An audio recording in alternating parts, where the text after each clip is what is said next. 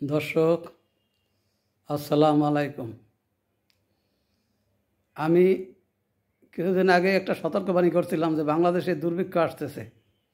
সেটা বলার অনেক কারণ ছিল যে বাংলাদেশে কোনো বিনিয়োগ নাই, বৈদেশিক যে রেমিটেন্স এটা আগের থেকে অনেক কমছে। যদিও সাময়িকভাবে কিছু বাড়ছে রেমিটেন্স, কিন্তু সেটা হচ্ছে তাদের সঞ্চিত অর্থ তারা একযোগে পাঠাচ্ছেন, সেই জন্য হয়তো আমাদের সংখ্যাটা একটু বাড়ছে, কিন্তু ধারাবাহিকতা নাই। বরং আরও বিদেশ থেকে অনেক রেমিটেন্স যোদ্ধা বাংলাদেশে ফেরত আসতেছে মধ্যপ্রাচ্যে বিভিন্ন সমস্যার কারণে। তারপর দেশি ব্যবসা বাণিজ্যে ধস নামছে, বাজার পরিস্থিতি ভালো না, আইন শৃঙ্খলার অবনতি।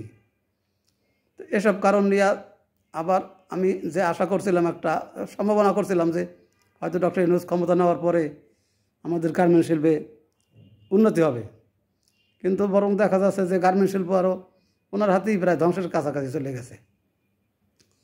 এ অবস্থায় আমরা ছাত্র সমন্বয়কদের অতিরিক্ত বাড়াবাড়ি, দেশের বিশৃঙ্খল পরিস্থিতি, শিক্ষা ব্যবস্থার চরম অবনতি, এটা জাস্ট একটা মবের দেশে পরিণত হয়ে গেছিল, যার জন্য বিদেশি কোনো বিনিয়োগ এই অবস্থার মধ্যে আসতে চাইছিল না, এবং দেশেরও ব্যবসায়ীরা কোনো ব্যবসায় স্বস্তি পাচ্ছিল না। এবং সমন্বয়করা এত বাড়াবাড়ি, তাদের এত উন্মত্ত আচরণ, বিভিন্ন কলেজের ছাত্রের পিটিয়ে মেরে ফেলে, তার কোনো বিচার নাই। এই শয়ে শয়ে পুলিশ মারা গেল, তারা তো বাংলাদেশের সন্তান, তাদের নামে অন্তত কেসটা ফাইল হইতো, বিচার হোক আর না হোক, অন্তত রেকর্ডটা আসতো যে কত পুলিশ মারা গেছে, সেটারও হদিশ এখন বোধ হইল না। তারপরে সমন্বয়কদের কিছু কিছু শুনি এখন বিভিন্ন জায়গায় খুনের শিকার হইতেছে, কেউ আহতের শিকার হইতেছে, নির্যাতনের শিকার হইতেছে। তো এগুলো গেলা, তো এইসব গেল একটা ব্যাপার, কিন্তু কোন অবস্থায় কারো কোনো সতর্কতা নাই, সরকারের কোনো পরিবর্তন নাই। তারা তো সেই তাদের চোখ বুঝে বুঝে সিদ্ধান্ত নেয়, চোখ বুঝে বুঝে এগুলো বাস্তবায়ন করতে চায়, বাস্তবতার সাথে কোনো মিল নেই। তো এখন এর ভিতরে কিছু কথা বললে সেটা হয়তো আওয়ামী লীগের পক্ষেই যাবে, কিন্তু আমি তো আওয়ামী লীগ করি না, বিএনপিও করি না, কোনো রাজনীতি করি না। শুধু আমি যা দেশের সাধারণ একজন নাগরিক হিসেবে যেগুলো চোখের সামনে দেখতেছি সেই সম্পর্কে দু একটা কথা বলি। এই যে আমাদের আমেরিকান রাষ্ট্রদূত যিনি বাংলাদেশে ছিলেন, সেই পিটার হাস, তার তো আচার আচরণ এবং তার আমলে যে সেই ডোনাল্ড লু আসতেন, আরও কিছু কিছু প্রতিনিধি বাংলাদেশে আসতেন, একের পর এক, সে রীতিমতো গায়ের উপর পরে সরকারের উপর একটা চাপ সৃষ্টি করা, যেটা মনে হয় কারো চোখেই ভালো লাগছিল না। যাই হোক, এখন সেটা এই পর্যায়ে গেল যে নতুন একজন রাষ্ট্রদূত নিয়োগ হইতেছিলেন, তার নাম ডেভিড শেলটন। সেটা বাইডেনের একটা সূক্ষ্ম কৌশল ছিল যে হাসের স্থলাভিষিক্ত এই ডেভিড শেলটনকে করতে চাইছিলেন। সেটা কিন্তু বাংলাদেশে খবর হয় নাই, এর ভিতরে আবার সেটা প্রত্যাহার হয়ে গেছে। হয়তোবা ট্রাম্প সেটাকে আটকে দিয়েছেন তার ক্ষমতা বলে, তার প্রেসিডেন্টের শপথ নেওয়ার আগেই তার যে সিনেটর আছে তাদের মাধ্যমে সেটা আটকে দিয়েছেন। তো এটা তো একটা ভালো ঝড়ের আলামত, অর্থাৎ আমরা একটা সুনামি আসতেছে হয়তো ইউএস থেকে, এটা বোঝা যাচ্ছে।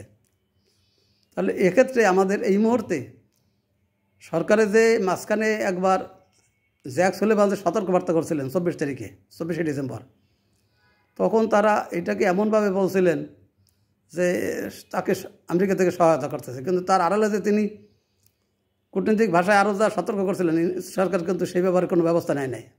কিন্তু আমরা আমেরিকান বিবৃতি থেকে জানছি যে এই যে বাংলাদেশের এই অরাজকতা, এই হিন্দুদের উপর নির্যাতন, এইসব যে আন্তর্জাতিক পর্যায়ে চলে গেছে, সেইটার ব্যাপারে তার সংযুক্ত হতে বলছিলেন। তখন আমি কিন্তু একটা মন্তব্য করছিলাম যে 24 দিনের আশ্বাসে কিছু যায় আসে না। সরকার যেহেতু আশ্বাসের কথা বলছে, সরকার তাদের ইয়ের সরকার তার সাথে আছে, এরকম একটা প্রচার করছিল, কিন্তু অন্য কথাটা আর বলে নাই। তাই সেটা হয়তো কূটনীতিকের সব কথা প্রকাশ হয় না, ওনার স্বার্থীয় এটা বলে নাই, কিন্তু আমেরিকা থেকে তো প্রকাশ হয়ে গেল। এবং এইবারে আবার ডেভিড শেলডনের হিসাবটাও তাই, তাকে আটকিয়ে দেওয়া যাচ্ছে। তার মানে কি ডোনাল্ড ট্রাম্প তার নিজস্ব লোক নিয়োগ দেবে এখানে, সেটা যে হয়তো এই সুনামির আলামত মনে হচ্ছে।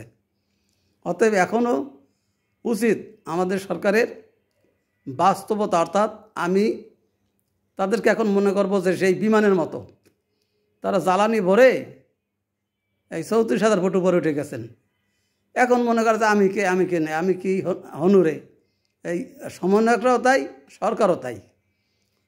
মই কি হনুরে, এই হনু থাকবে না, তার তো অবতরণ করতে হবে। তো অবতরণ করার নিরাপদ অবতরণের জন্য তার জ্বালানি দরকার। আর সেটুকু জ্বালানি ছাড়া তো ওখানেই সে আকাশে ওড়ে, তাহলে তো তার অবতরণ হবে না, সেটা হবে পতন। সেই পতনের আলামত তো পাওয়া যাচ্ছে। তো এখনও সময় কিছুদিন আছে, এই অবস্থায় অন্তত তার সঠিক রাস্তায় চলা উচিত, যদি বা কিছুটা সেফ পাওয়া যায়। এই ব্যাপারে আমি আগাম সতর্ক করলাম। হয়তোবা কতটুকু সত্যি জানি না, তবে আলামতটা টের পাচ্ছি, এবং এটা বাংলাদেশে হয়তো নিষেধাজ্ঞা আসতে পারে। তখন আমরা অনেক দুর্ভিক্ষের কবলে পড়ব, এটা মনে হচ্ছে। আসসালামু আলাইকুম।